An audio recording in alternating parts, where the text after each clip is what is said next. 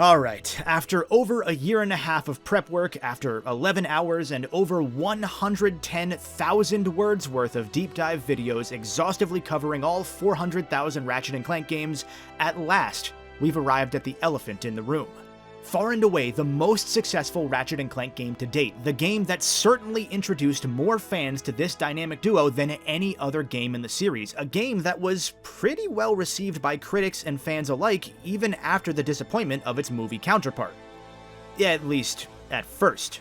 Today, you wouldn't know it if you've ever looked at what fans say online, because at some point the narrative flipped and birthed a remarkably toxic rift in the fanbase. Yeah, we're going there, buckle up. Ratchet & Clank PS4, depending on who you ask, has a plethora of nicknames. The game, based on the movie, based on the game. A reimagining, not reboot, of the 2002 original Ratchet & Clank, or perhaps the overly sanitized game that ruined this franchise. Because of how strongly some people loathe this game, it's almost invariably the first thing brought up when people talk about anything RNC, this herpetic sore that just won't go away, where you must be reminded that this game in particular is bad, that it failed at its goal of re-envisioning the first game's story while improving the dated gameplay that seemed to serve as a roadblock to entry by new players. To many, this game retroactively put the first game back onto a pedestal, where any criticism you have of that game is immediately washed away by somebody saying, yeah, but the PS4 game's worse though.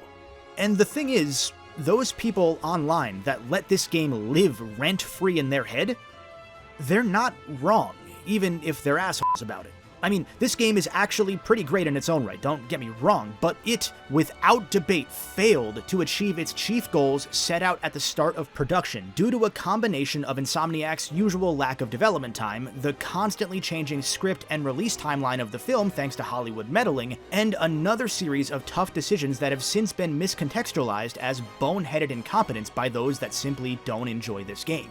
Whatever the reasons, let me be clear again, this game failed. And yet, it was a breakthrough success. It set off countless classic RNC purists. And yet, there are countless other purists, as well as new players, that still very much enjoy it. It is the most controversial game in this franchise, and yet you'd only know that if you're deep in the weeds of online discourse, or thanks to social media algorithms traditionally favoring more negative content.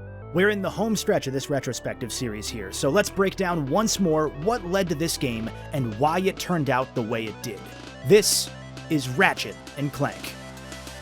Again.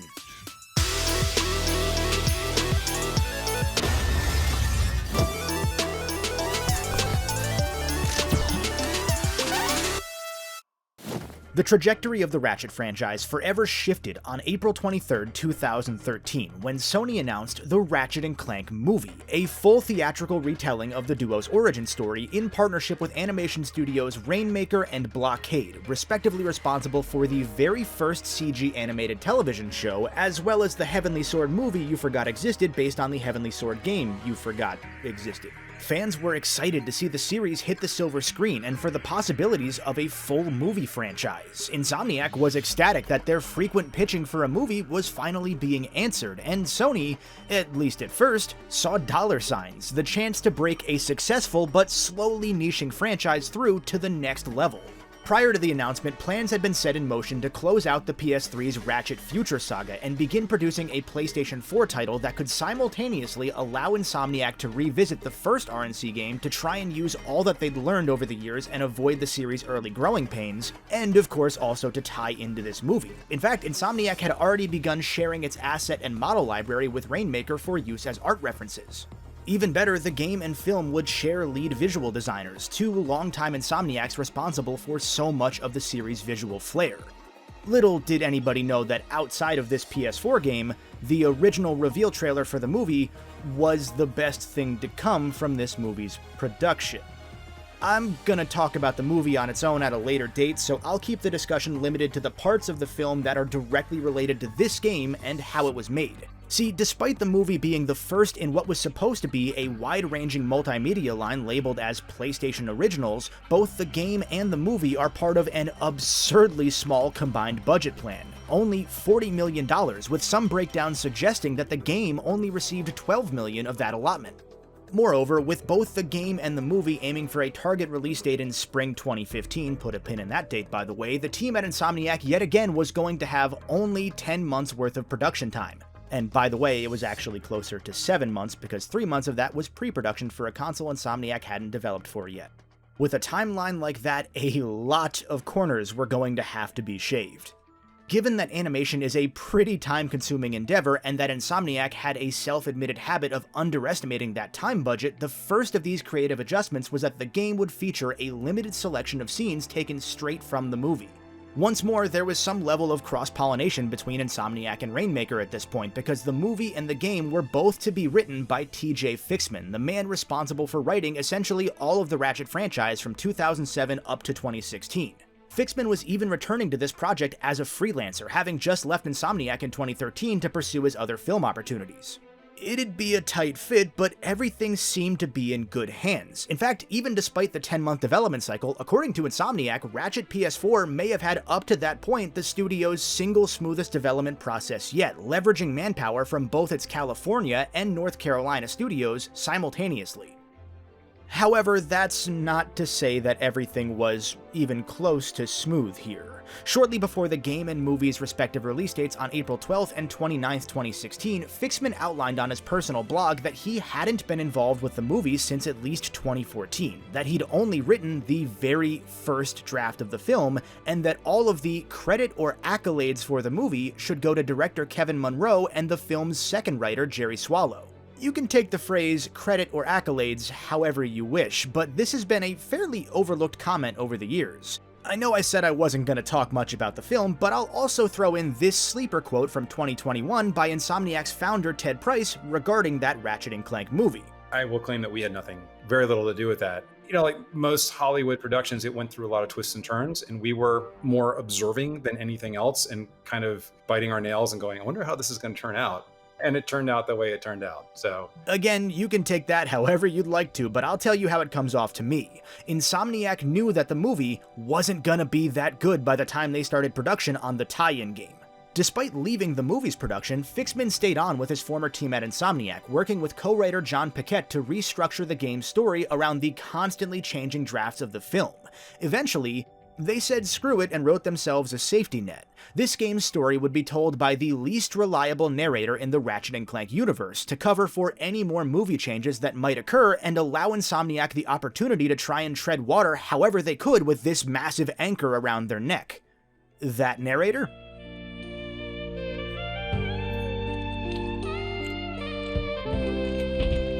Greetings, new fish. I'm Captain Quark. So what Ratchet PS4's story ended up becoming was this in-universe parody of Ratchet & Clank's in-universe Hollow video game, which is based on the in-universe Hollow film, which itself is the game's analog to the actual film that, to Insomniac, felt like a parody of Ratchet & Clank.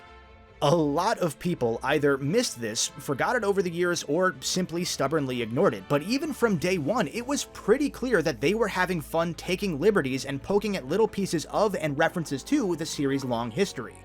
That's not to say that it's all good, again, we will get there, but it said a lot about the RNC fanbase that they kept worrying that this was a reboot or that they were going to remake Going Commando or Up Your Arsenal next, even after the game came out, and Insomniac continued insisting that it really was just a one-off. Consider it like a proto-Puddlegate. Some of y'all are fucking weird. See you in the next reboot. Alright, I guess I take it back. Even the writers couldn't get the phrasing right. Words just have no meaning anymore. Before I go any further, I do want to state for the record that I reached out to, or attempted to reach out to, all of the writers involved with both the game and the film. I did receive some polite declines, some ghosting as usual with these projects, and a writer at Insomniac did indicate interest in joining me for an interview, but the best I can gather is that that ran into some red tape because that also eventually went nowhere. As always, I'll work with what we've been given over the years as far as behind-the-scenes details, but I very much would have preferred to have some more info from those on the usually tight-lipped Hollywood side of this tale of two kitties. Whatever the case, when it came to developing this game, given the short time frame, the low budget, and bluntly, the handcuffs already around their wrists, Insomniac had its work cut out for it. The team immediately knew that it wanted to go back to the first game's roots and flex some of those mechanical tweaks and improvements that had been made over the last decade plus since. A straight-up remaster or slapping some new paint on it wouldn't feel worthwhile to them to make, let alone for us to play. However, there was no chance in hell that this game could feature the nearly 24 levels from the first game, and even rebuilding half of the original's levels from scratch would be nearly impossible given the higher expectations and longer lead time that comes with developing HD games. So Insomniac instead attempted a hybrid reimagining sort of game. They wanted to go back through their archives and pull assets and source files from the original game to help expedite the process of lovingly recreating those levels for this game.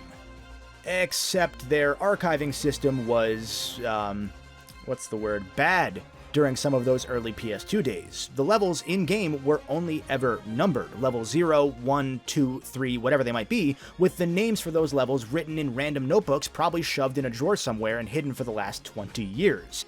Luckily, Idle Minds, the team responsible for the Ratchet HD collection on PS3, had to suffer through all of Insomniac's growing pains to port the games over, and after a different studio named Tin Giant ported Ratchet & Clank Full Frontal Assault to the Vita, Insomniac then contracted them with retrofitting the PS3 version of the PS2 game's master files into their PS4 engine structure.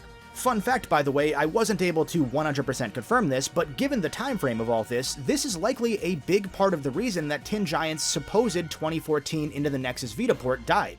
Also because well, the Vita was already, dead.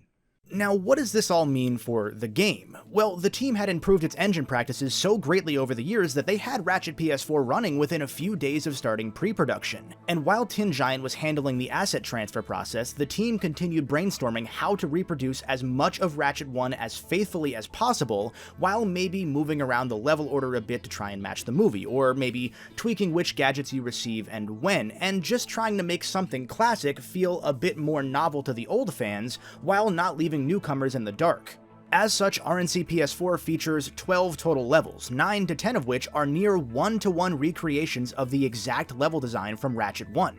Some levels, such as the opening on Veldin, have taken a few more liberties, where maybe just the earliest part is reminiscent of the original's level before taking a slightly different angle to fit the movie's plot. The first game's iconic Blargy and Snagglebeast boss fight is moved due to Planet Umbris being cut from this game, and instead it replaces the Alien Queen fight on the Blarg station.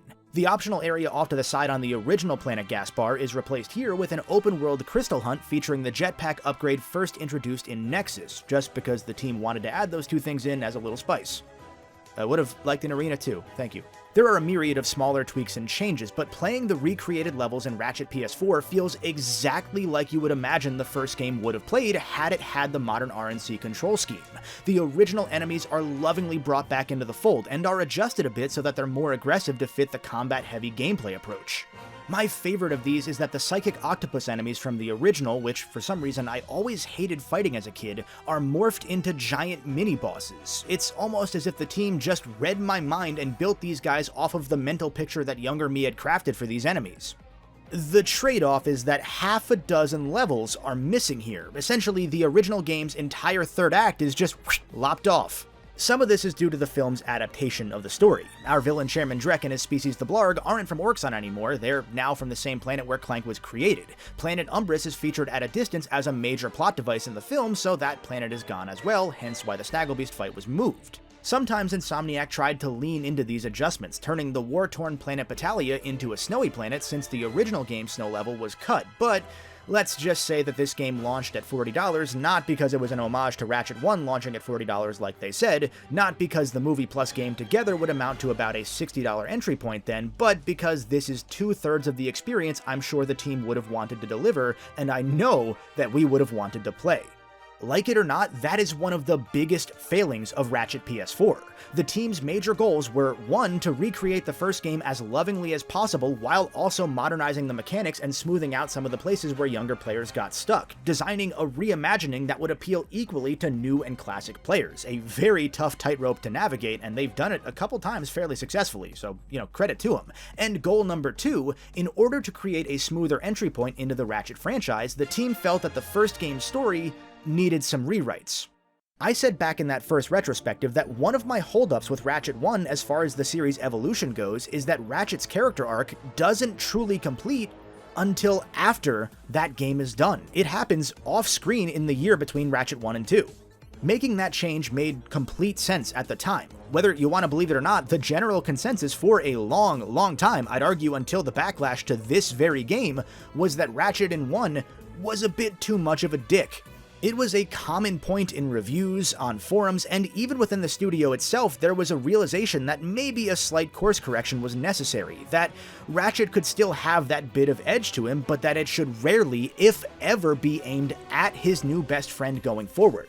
Plus, in general, the team seemed to agree over time as it grew up from being a crew of a couple dozen broke, mostly 20-something college dudes into a much more varied team due to, aging, and to this point being 10 plus times the size that it was in 2002, that maybe the first game's jokes felt a little dated after almost 15 years, that it fit the target demo of 7 to 10-year-old boys back then, but maybe didn't land as well to 7 to 10-year-old boys and girls today, that they cringed looking back as we all do with the dumb stuff we've said, 10, 15 years ago.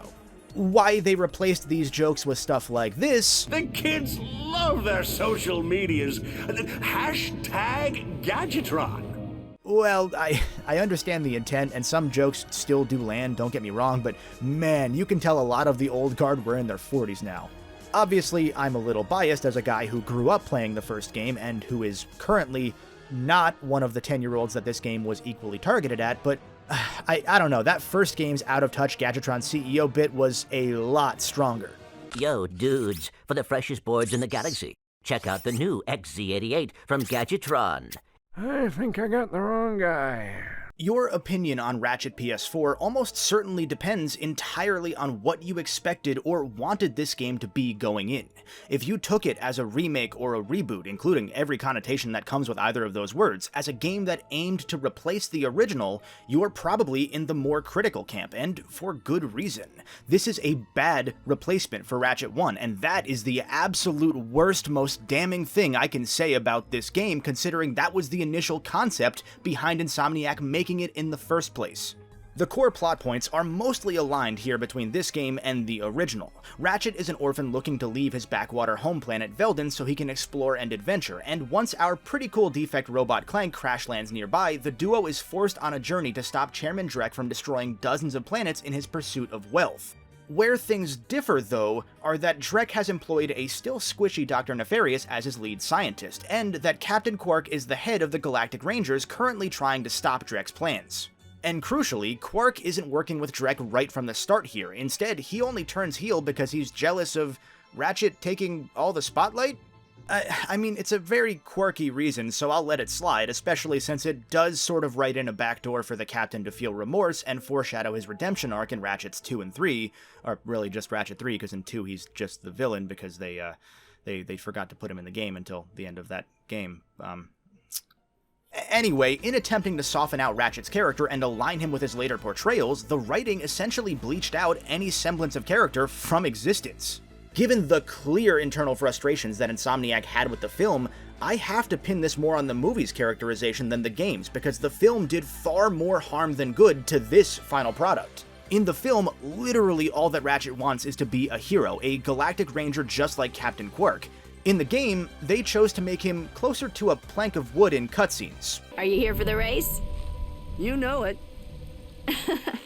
Enthusiasm. I like it.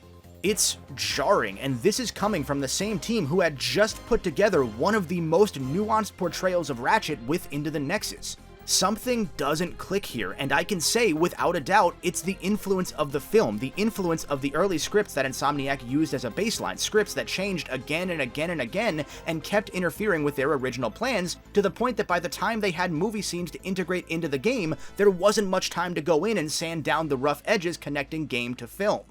Although the in-engine cutscenes attempt to match the letterboxed aspect ratio of the movie scenes, the transitions into and out of these film clips borders on parody at times, hence why the game has Quark's unreliable narration to try and cover it up however they possibly can. Sometimes movie scenes just cut to black and jarringly jump you into a loading screen because showing even another frame of the movie would conflict with the game's version of events.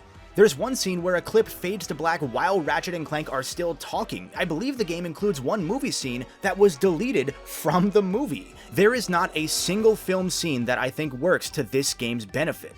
Now, that's not to say that I believe Fixman's original draft of the film script would have necessarily been great either. Early drafts included a fourth new character in the already overexposed and underrepresented Galactic Rangers. It would have featured Dr. Nefarious' Bio-Obliterator from Ratchet 3. There may well have been a prologue clip that featured Ratchet's father sending his infant son away to safety. It sounds like it would have been more enjoyable to fans at least, but I can't imagine having to cram another major plot device and another character into this 90-minute film where Ratchet and Clank barely get screen time to begin with. We already have 4 villains here between Drek, Dr. Nefarious, Victor Von Ion, this story's version of the robot lieutenant that Clank made shit his pants in Ratchet 1, and Captain Quark. The film has a lot that just happens, and although the game is able to give a lot of context that lets things breathe, all of these additional factors still muddy the waters and lead to our buddy duo taking a back seat for much of the game's narrative itself. Like, I haven't even mentioned Ratchet's adoptive father figure, Grimroth. By the way, what kind of name is Grimroth for a father figure? Whatever, in this retelling, Ratchet's garage home is an actual chop shop, which is a cool little twist, but then he's got John Goodman as his dad. Goodman gets second billing on the movie poster, and his character just contributes nothing.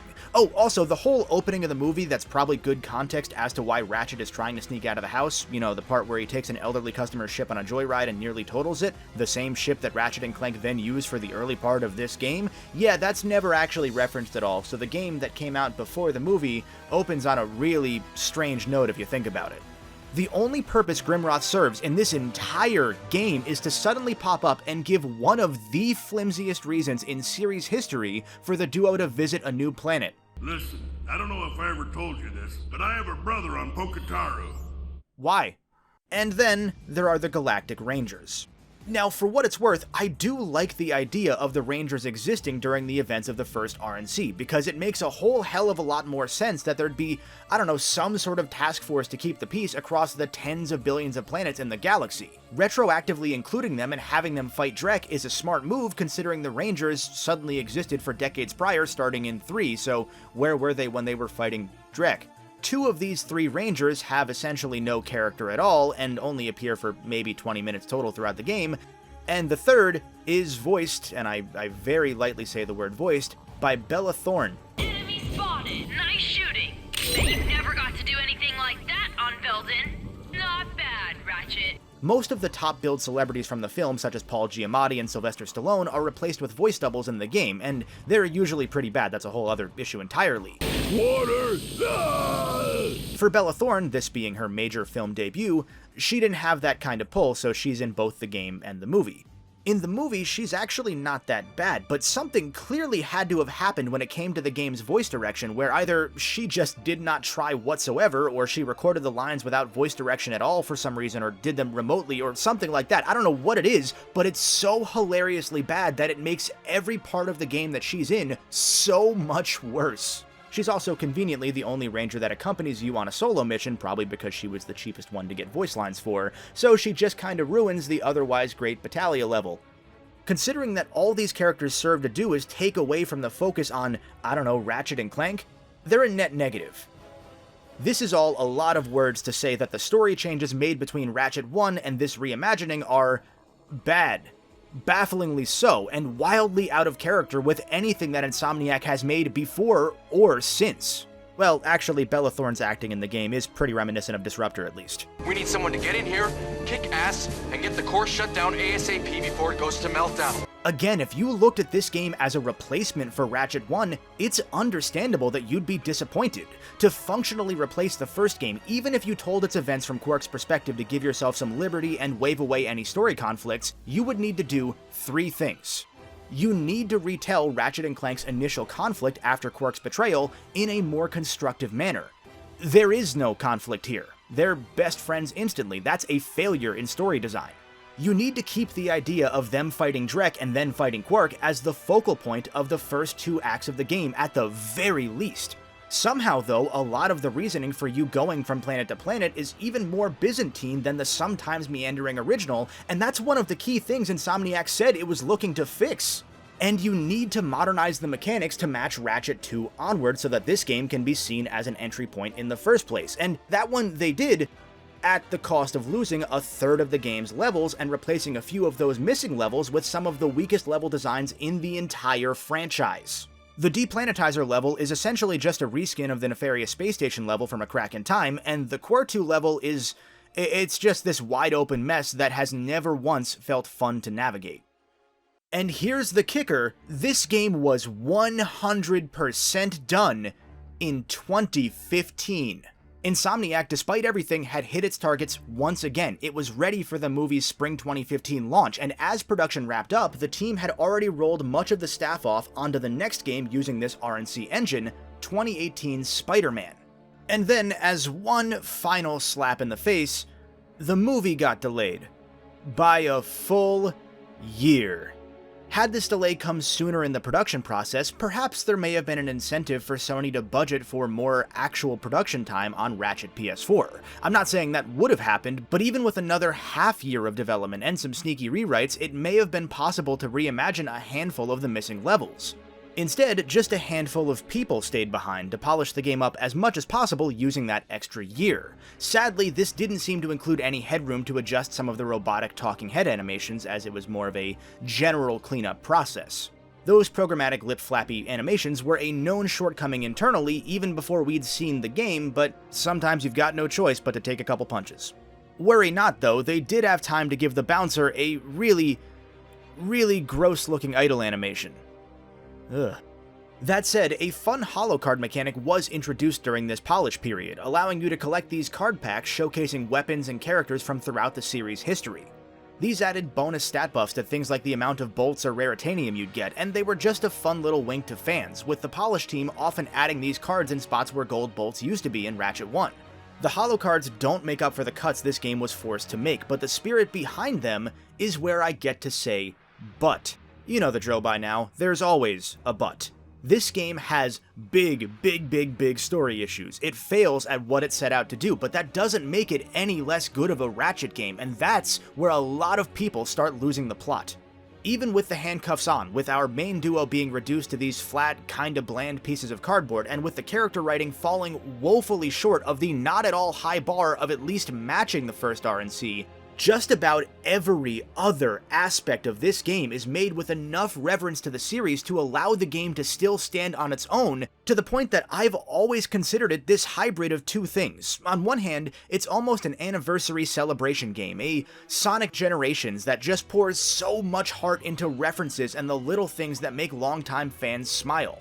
I love seeing that the Mayor of Novalis is Skid McMarx' uncle to tie those early planets together in a slightly more cohesive way. I lose my shit every time I see Big Al's stupid neckbeard, and I lose it even more when Insomniac references the fact that in the first game, the hoverboard course on Calibo 3 was underwater due to memory constraints, by in this game, keeping it underwater but now attributing it to Drek having broken a dam and flooding the whole area, and then making you suck up trillions of gallons of water with the hydro displacer. I will eat that shit up every day of the week. For some of the level and boss fight designs, the team brought back into the fold former Insomniacs from the PS2 days, Mike Stout and Tony Garcia, to help ensure that, for example, they got the nefarious boss fight just right.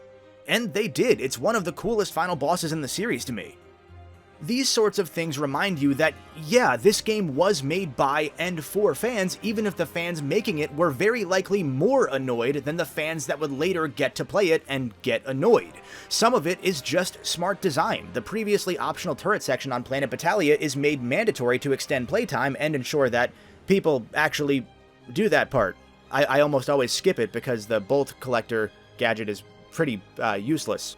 Because I'm so used to the original, I always forget when I'm playing this game when these sorts of tweaks are coming, and yet I still smile because I'm caught off guard even with levels that, again, I've played so many times before. I mean, unless I try to go stand where the Big Al statue was in the original, because for some reason that's just a guaranteed death zone, and that's kind of lame. Whoever's responsible for that, email me. I want to send you mean words. Not actually, I promise.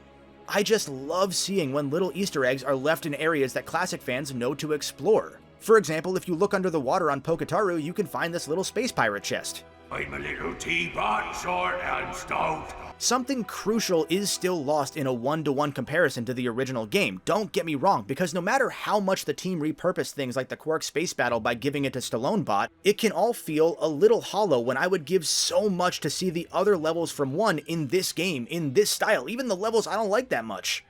But that's the other half of how I've always looked at this game. You can go back to my very first video on Ratchet PS4 and hear me, for some reason, say that I liked the music better than most of the other... I don't know why I said that. That was like my 4th video. But you can watch it. It's still there. And I say in that video, too, it's kind of like seeing your favorite musician perform live. You may only get some of the greatest hits that you want to hear, with other favorites getting left off the set list. And in listening to the live mixing, you'll notice little changes to what you're used to hearing.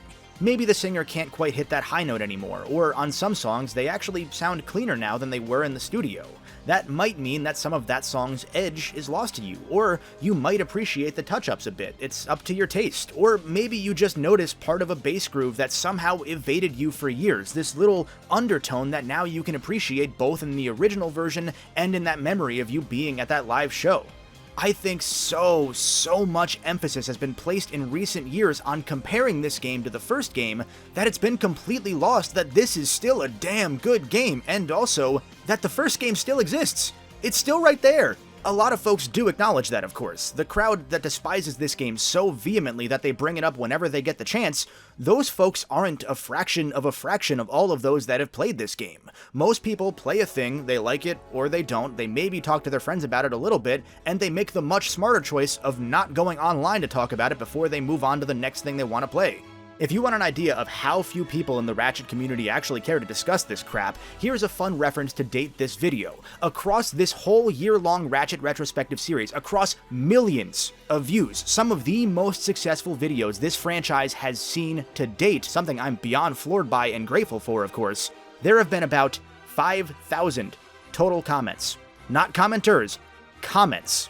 My one video about a niche PS1 Japanese role-playing game has about that many comments by itself. My video talking about the history of Sega's collapse and the effect it had on the Sonic series has more comments in a week than any Ratchet video of mine has ever had. The amount of us in this community that care enough to engage and talk about this stuff in detail, it's not a big number, and that's always worth keeping in mind to keep yourself grounded in reality. Even though the movie was a historic bomb at the box office, that didn't affect the game whatsoever, thankfully. This was Insomniac's most successful video game ever up until Spider-Man, even above Spyro, meaning it sold well into the 5+ million range in that first 2 years alone. And that's not counting the actual tens of millions of people that have had the chance to redeem this game either when it was free on PS Plus or free as one of the early quarantine play-at-home games, or the PS5 owners that can get it via the PS Plus collection. By the way, this game runs incredibly on the PS5. It runs in 4K at 60 frames per second with almost no load times, and while I'd love to be able to turn off the motion blur, this game that was already a graphical powerhouse before just hits another level thanks to the PS5's extra kick. And not for nothing, this game up until Rift Apart had the strongest mechanics in the Ratchet series, and it was such a remarkably perfect fit to the original game's level design that if you didn't know any better, you would think the levels back then were designed with this gameplay in mind from day one. They were not. Although technically only 2 weapons from Ratchet 1 return, when you count the usual weapon tropes like the bomb glove, rocket launcher, pistol, and morph weapon, you've got a good half dozen that return in spirit, just with names and designs from throughout the series, like the Shebanator. Fan-favorite Future Saga weapons like Zircon and the Groovatron make their return to lean into that series-wide celebration feeling, even if by this point some folks had gotten tired of Zircon having the same 8 quips for the last 9,000 games. Hell, in this game we even get to see the Groovatron used as a weapon against Ratchet, and that's one of my favorite moments in the game. The new Proton Drum and Pixelizer weapons were such great fits that they felt right at home, and they were some of the cooler visual flair kind of weapons we'd seen up to this point. With how many different types of swarmer enemies Ratchet 1 had, the Proton Drum especially has a really compelling use since its energy pulses help stun those enemies as they try and rush you. The variety of weapons is the prototypical Ratchet arsenal, ensuring that you're prepared for any situation, and that was not always the case in the first game either, so that's a rare step up in a head-to-head comparison. The worst I can say about the weapons is that they don't quite feel like they're given to you in as deliberate an order as they usually are in other games. Ratchet 1 so often threw weapons in the shop during the level that would be best to teach you that weapon, almost as if it was like a Zelda dungeon gadget, and getting the buzz blades so late in this game can feel kinda slapdash in comparison. Also, I do want to say it is just a sin that the bouncer was never made available for those that didn't pre-order the game, but at least Rift Apart remedied that by tossing this gun and the pixelizer in wholesale, just straight up taken from this game. I think the Raritanium upgrade tree is probably at its strongest here in this game even today, with upgrades that have a noticeable effect on weapons without those upgrades being so useful that you're playing wrong by not getting just those big node ones immediately. After several years away from making a full-scope classic Ratchet & Clank game, this had always felt to me like the blueprint of what would come after, because handcuffed story aside, it had all of the pieces, right down to a truncated development cycle that stymied this game's true potential. If that's not the most Ratchet & Clank thing, nothing is. And for years now, I've been frustrated, not with this game, but because time wasn't kind to the fanbase. This was the first Ratchet in what I'll call the modern era of online discussion, where forums started dying and nerds like you or I would talk about this stuff in exhaustive detail on social media, where some of us get picked up by algorithms and our opinions are then regurgitated or misconstrued by others for the sake of an argument. And it just so happened that this game had the biggest spotlight on it in series history in just the right era, thanks to all of those Xbox 360 to PS4 transplants that hadn't played a Ratchet game before, or hadn't since the PS2, thanks to all the young kids that hadn't had the chance to play one before, period, and thanks to some of the longtime fans having understandably become a bit jaded due to RNC's spin-off era. That's why the movie and game even exist, because the opportunity was ripe. But then a year before this game was in our hands, Insomniac had to wipe its hands clean even if it knew it might not end up being totally happy with the result as we got it. I'm sure the team is proud of the game as it is. A lot of them have said as much publicly and defended this game from people that get really mad at it. But I'm also sure that as early as 2014, they probably would have preferred the chance to have just made the game without having to worry about the movie that they'd wanted to see made for years before that. Be careful what you wish for, I guess. And then while fans were getting excited and hyped for the movie and game, perhaps getting set up for disappointment depending on how you look at it, Insomniac was already off working on its biggest project ever, making what at this point is likely the best-selling PlayStation title ever. The timing simply worked out that everybody involved got to sit and simmer on this game for half a decade. It gave a lot of time for those newcomers that enjoyed the game to go back and play the others, and it led to tons of new fans. It gave time for those that were very casual in their enjoyment, or lack thereof, of this game, to forget what it was they enjoyed or didn't, which in turn, with how this sort of online social media discourse goes, gives time for that dialogue to creep in from those that remember every single thing that they hate about a game, before eventually we get here, to the point where this pretty successful, well-rated game has people eagerly waiting for people like me to tear it to shreds for some reason, even though our opinions don't matter any more than yours. But I can't really do that. Well, not more than I have, narratively speaking. And to be clear, it's not entirely the movie's fault, as clearly I have some disagreements with whoever at the studio thought that the entire humor style of the original saga was cringy if this game's attempt at humor is what they feel is a fine replacement. Throughout each of these videos, I've always held these games on their own merits and then separately held them to the standards and goals set for each respective game. This game failed, but that doesn't mean that it deserves to have the really odd backlash that it received. It doesn't mean I'm going to despise it. I had a blast playing it at launch, I had a blast playing it again this time, and I'll have a blast playing it the next time that I do it. That's true for essentially every Ratchet & Clank game that I play, because these games just hit the right triggers in my brain for me to have fun, even though they've all been more or less exactly the same since 2003.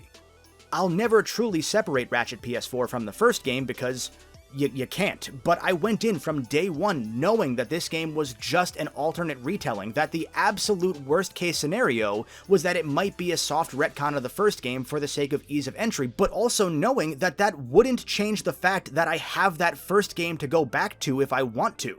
So I'll leave the granular stuff to somebody else this time around, because A, its production history always tells the whole story that we never hear that nobody else really seems to want to tell, and those stories are often more interesting than the games themselves. And B, if I'm going deep into this game, it's usually looking for the cool references or stuff that I've missed or stuff that I can chuckle at, because I've just never taken Ratchet PS4 as this serious replacement for Ratchet 1, but instead as a complement to it, a cool what if saddled by a much, much sadder what if.